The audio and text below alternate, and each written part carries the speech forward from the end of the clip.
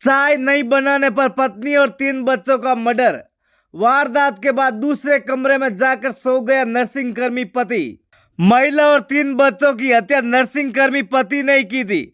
अलवर के थानागाजी थाने की पुलिस ने मामले का खुलासा कर नर्सिंग कर्मी पति को गिरफ्तार कर लिया है।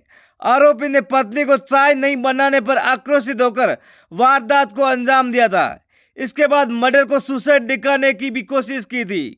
थानागाजी थाने के एसएचओ राजेश मीणा ने बताया कि मंगलवार सुबह दुहार चौगान निवासी मंजू 35 वर्षीय के भाई सुरेंद्र ने जीजा तेजपाल शर्मा के खिलाफ थाने में रिपोर्ट दी थी, जिसमें बताया कि बहन मंजू, उसकी बेटी शिवानी 11 वर्षीय, दिवांशी 7 वर्षीय और बेटे प्रियांशु 6 वर्षीय को जहर देकर मार दिया। चारों के शव एक ही बिस्तर पर मिले थे।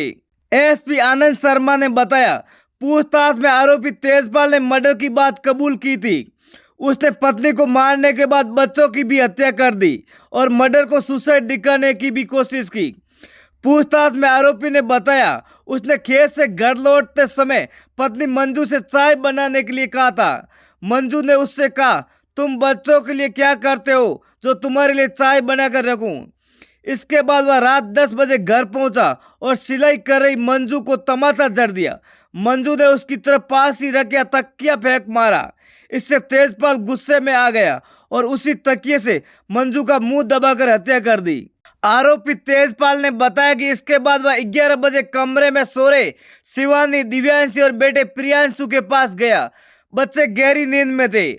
उसने एक एक करके तीनों बच्चों का मुंह दबाकर मार डाला। इसके बाद कमरे में ही चारों के शवों को एक साथ सुला दिया और खुद अपनी मां के कमरे में जाकर सो गया। उसने बताया, सारी लड़ाई बच्चों को लेकर थी।